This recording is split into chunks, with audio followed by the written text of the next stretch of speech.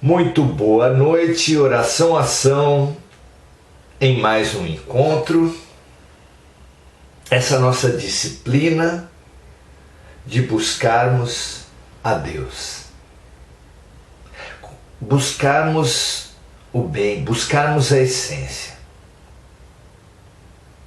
A questão número 919 de O Livro dos Espíritos nos traz, no seu comentário de Santo Agostinho,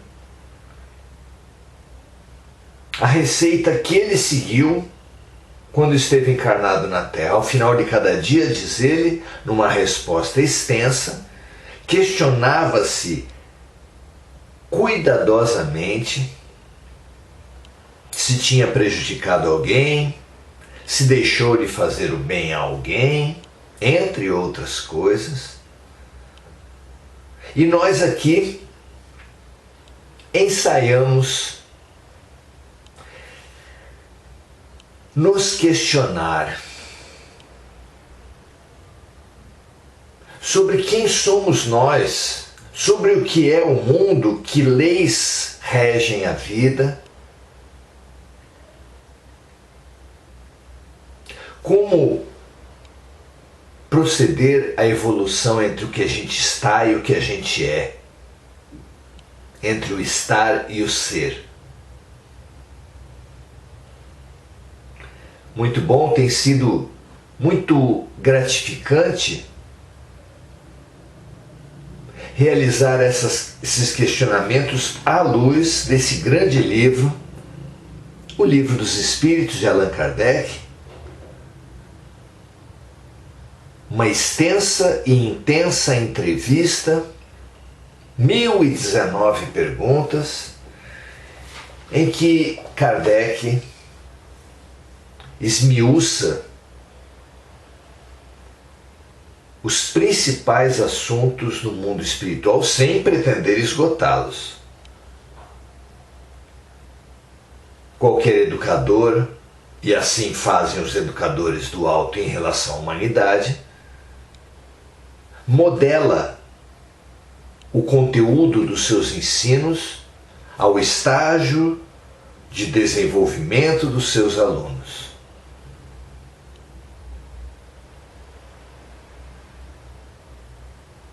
É tão inócuo, tão inútil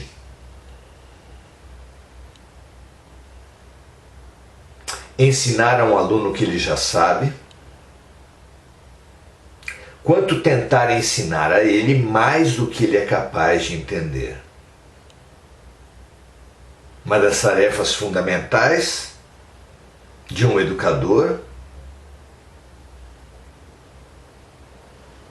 é desafiar os seus alunos na exata medida, na exata intersecção entre o que ele já é capaz de compreender frente às conquistas anteriores, desafiando-o, porém, na medida certa, para não se acomodar, para não envenená-lo pela acomodação nem pelo estresse excessivo de não conseguir alcançar um ensinamento muito avançado. Muito bem, hoje, já no nosso encontro passado, fizemos um primeiro estudo sobre a grande fronteira da mente humana que ciência, filosofia e religião concordam, confluem para situar na morte. A morte é o medo de todos os medos. É a fronteira, é a motivação básica de todos os seres humanos, especialmente nessa fase mais primitiva em que estamos atravessando, onde somos meio animais, meio humanos, regidos ainda pelo instinto de preservação, instinto que tem como cerne o medo da morte. A morte é um assunto tabu que tem cerceado a mente, o desenvolvimento de todos nós, porque a morte paralisa. A morte, quando extrapola o seu aspecto objetivo, porque o medo objetivo é saudável, é necessário, é essencial para vivermos. E quando ele se torna subjetivo, ele se torna pânico, ele paralisa, ele se torna doença. Nós precisamos estudar então a morte para situar o medo aonde ele é ferramenta útil para não desperdiçarmos uma existência expondo nossos corpos a situações desnecessariamente arriscadas. Então, temos aprendido com os espíritos que, conforme já haviam apontado diversas revelações orientais, nós não temos apenas o corpo físico, temos também o corpo ou os corpos espirituais.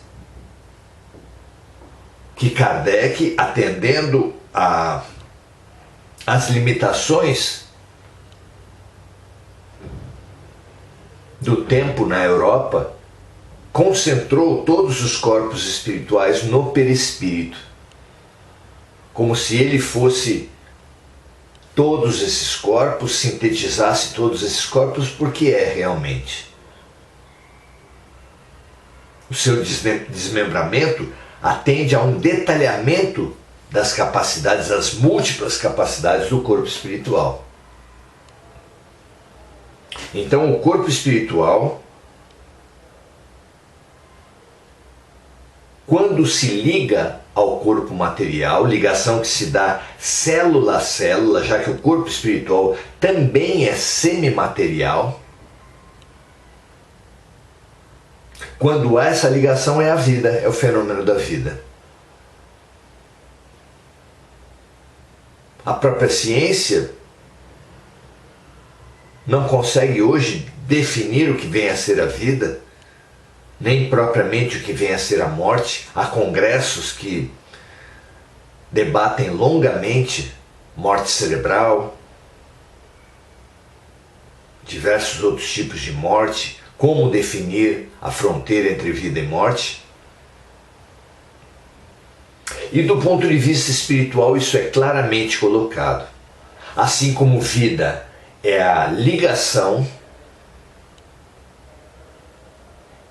entre corpo espiritual e corpo físico, morte é o desligamento,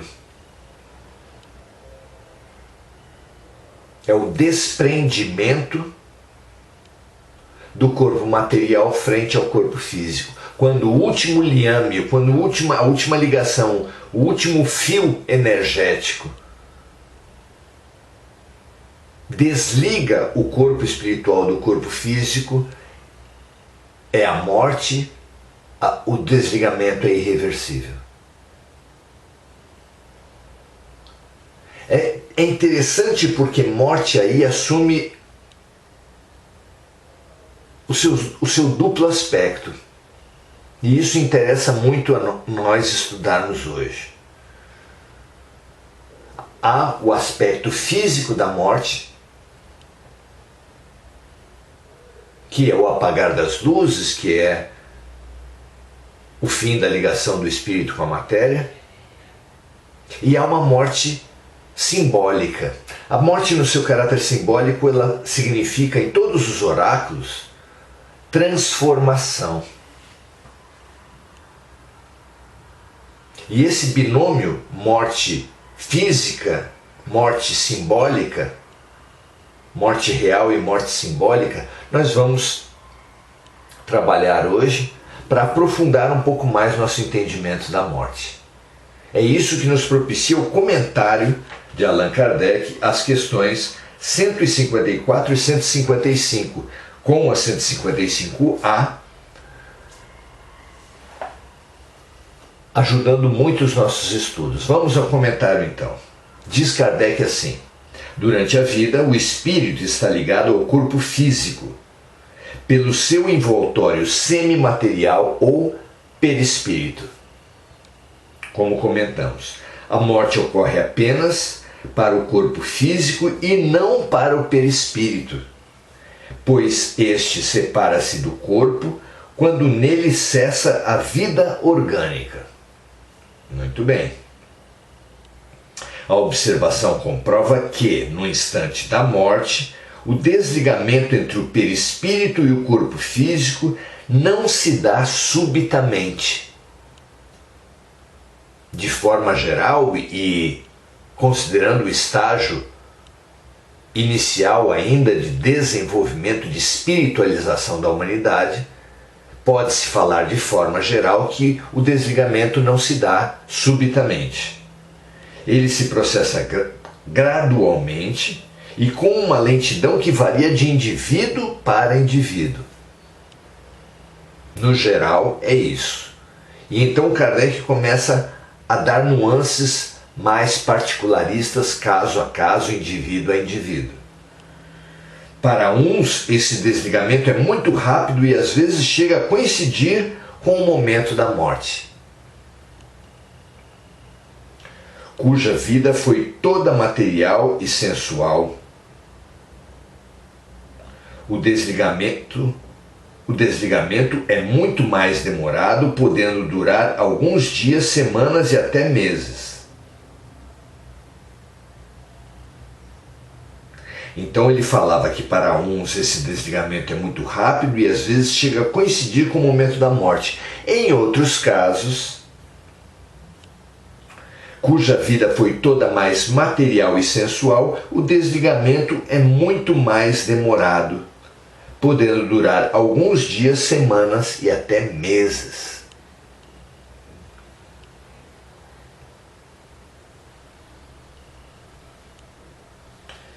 Esse desligamento demorado,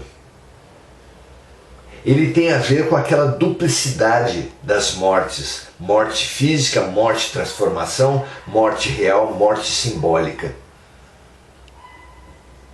Desprendimento dos liames, dos laços entre o corpo espiritual e o corpo físico, e desprendimento do espírito frente aos apegos à vida material.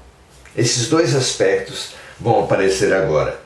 Continuando o comentário de Kardec, o desligamento demorado não sugere que exista no corpo a menor vitalidade, nem a possibilidade de um retorno à vida, mas resulta de uma afinidade entre o corpo e o espírito. Vejam vocês, afinidade entre o corpo e o espírito. Essa afinidade está sempre na razão direta da importância que o espírito deu ao corpo físico e às coisas materiais durante a sua vida. Olha só. Estamos aprendendo não apenas que existe um desprendimento real, que é feito por ocasião do fenômeno morte, onde as ligações célula a célula do corpo físico e do corpo materiais vão sendo desfeitas por trabalhadores especializados nesse desligamento. Não apenas estamos aprendendo isso, que existe, além desse desprendimento físico, existe um desprendimento moral, um desprendimento mental, um desprendimento de elevação frente aos prazeres, às necessidades, às identificações que muitos de nós temos com o corpo físico, mas que então a variação das mortes físicas dependem do grau de desprendimento que cada um exercitou já na vida física. Olha que coisa interessante. Vamos ler de novo.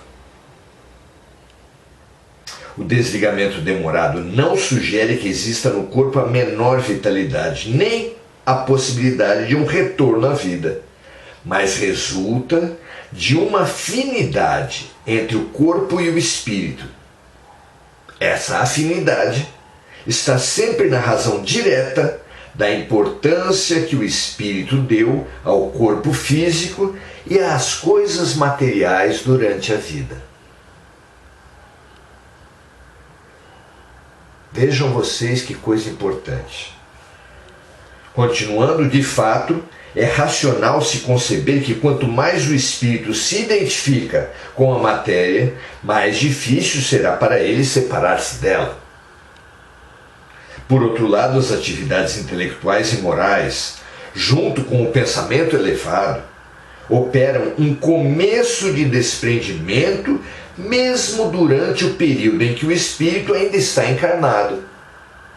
Nós mesmos falamos isso, que os mais materialistas, sensorialistas, são pessoas apegadas, enquanto que aqueles que dão menos importância ao corpo e mais às questões espirituais,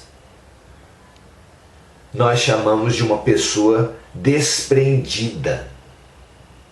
Nossa, fulano é muito desprendido. E é um termo exato, saboroso, porque é exato. Não é?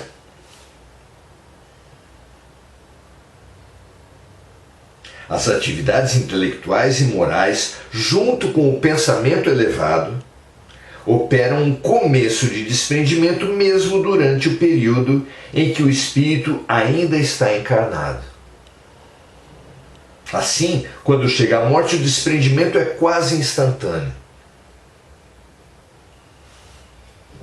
A morte suave é, assim, prerrogativa daqueles que tiveram uma vida suave, uma vida desprendida, uma vida conectada aos valores espirituais, às práticas espiritualizantes, ao processo de elevação e de iluminação.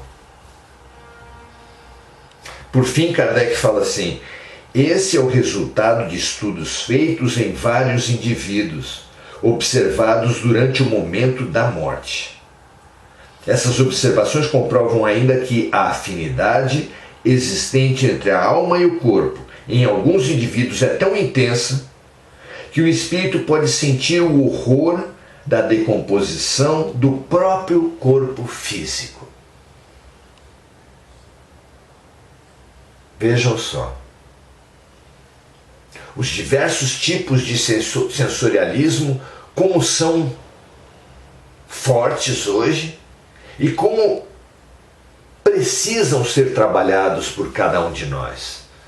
Porque há sensorialistas que vivem para comer. Há sensorialistas que vivem para o sexo. Há sensorialistas que vivem para beber, para outras substâncias psicoativas. Há sensorialistas que vivem para a beleza do corpo. E esse processo, ele vem de uma obsessão do corpo e ele provoca um acirramento dessa auto-obsessão pelo corpo. Quem morre nessas condições, como a morte não significa jamais a obrigatoriedade de qualquer mudança espiritual, ela vai expressar esse apego que nós falamos. E o espírito, a mente, imantada, apegada, presa ao corpo, presa aos sentidos, presa à beleza, presa aos prazeres, passará por um desencarne, um desprendimento muito mais difícil e demorado. Pode-se dizer doloroso. Vamos ver o que eles falam aqui. Essas observações comprovam ainda que a afinidade existente entre a alma e o corpo, em alguns indivíduos, é tão intensa que o espírito pode sentir o horror da decomposição do próprio corpo físico. Sentir os vermes, sentir a decomposição. Esse caso é excepcional e ocorre somente para certos tipos de vida e certos tipos de morte, como nós dissemos até aqui. Verifica-se em alguns suicidas. Essa palavra alguns precisa ser frisada, porque não é porque houve o suicídio que a pessoa é necessariamente ultra apegada ao corpo. Alguns ultra apegados ao corpo não são suicidas e alguns suicidas não são ultra apegados ao corpo. Então, alguns suicidas têm essa ligação porque, tendo impingido a morte antes do tempo, o corpo físico ainda estava pleno de energia. E essa energia o conecta, o mantém conectado com o corpo espiritual.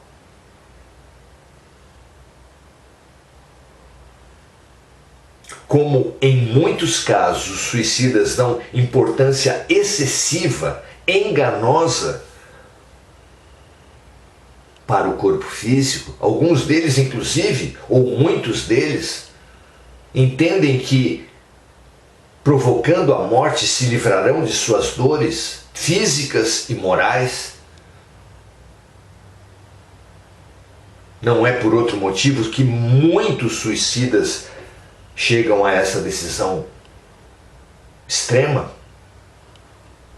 Querem eles se livrar das suas dores intensas, pensam se livrar, enquanto que aqui nós estamos falando que exatamente isso é o que não ocorre, porque todas as dores morais permanecerão e mesmo as dores físicas também permanecerão, porque os laços entre espírito e matéria, num espírito apegado, num corpo cheio de vitalidade, permanecerão por muito tempo. Então a fuga da dor, que grande parte dos suicidas buscam, simplesmente não acontece. Mas esse alerta serve para todos nós em dimensões muito maiores. E eu tenho certeza que os amigos perceberam o alerta que está contido aqui. Para todos os tipos de sensorialistas, todos os tipos de materialistas, todos aqueles que têm alguma forma de apego à matéria em geral e ao corpo físico em particular, são aqui chamados a refletir sobre que vida temos levado, que importância temos dado ao corpo. Nenhum erro, muito pelo contrário, é claro acerto, o zelo, o cuidado, a busca do tratamento para as doenças. Nenhum erro e todo acerto, porque devemos ser gratos, devemos ser reconhecidos, devemos cuidar do corpo como um violonista cuida de seu violino. Não é? E eles cuidam muito bem, sabem o que estão fazendo. Nós também precisamos saber, mas sem apegar, sem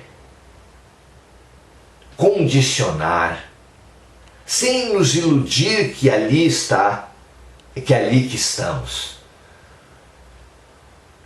Aquele que sabe dar ao espírito que é do espírito, ao corpo que é do corpo, jamais se suporia finado, como nós temos nomeado os falecidos. Nós precisamos praticar dia a dia o desprendimento das coisas materiais, o desapego, cuidar do corpo em desapego, cuidar buscar o trabalho, buscar a alimentação, buscar a manutenção da vida material sem apego, sem nos identificar. O eu não está ali. O eu está numa dimensão maior. A matéria serve ao espírito. O espírito não está aprisionado à matéria, só estará se nós o aprisionarmos. E se nós o aprisionarmos, teremos um processo de desligamento físico muito demorado e sofrido, exatamente porque vivemos apegadamente. Quem vive apegadamente morre apegadamente, ao passo que quem pratica o desprendimento na vida física terá uma morte, um desprendimento muito mais facilitado, muito mais suave. Não parece lógico? Não é totalmente coerente? Não é estimulante para que a gente, como disse Jesus, esteja no mundo sem ser do mundo? Que a gente viva a vida, cuide da matéria, mas sem nos identificarmos, sem nos apegarmos ao corpo? Saber que não somos nem homens, nem mulheres, nem brancos, nem negros, nem ricos, nem pobres, nem brasileiros, nem estrangeiros, apenas estamos. E assim nos desprender, nos pacificar e assim nos elevar. Graças a Deus, muito bom estarmos juntos. Vamos saudar os amigos que acompanham aqui, que fazem esse estudo junto conosco. André Salvatore, puxa vida, agora que eu vi que o som estava baixo, fica aqui uma conexão e liberei, uma pena. Saúdo também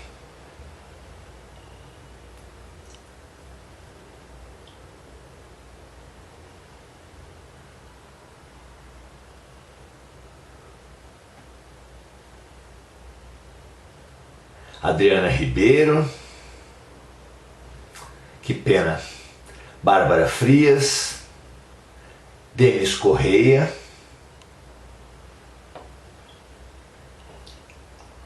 Regina Frutuoso, André Salvatore. Que pena, mas eu já posto, assim que possível, já posto a gravação que vai para o YouTube. Um grande abraço, até amanhã, curso Encontros Essenciais com Cristo. Vamos continuar examinando essa pérola, essa luz que é o Sermão do Monte. Paz e bem, saúde para todos vocês e até amanhã.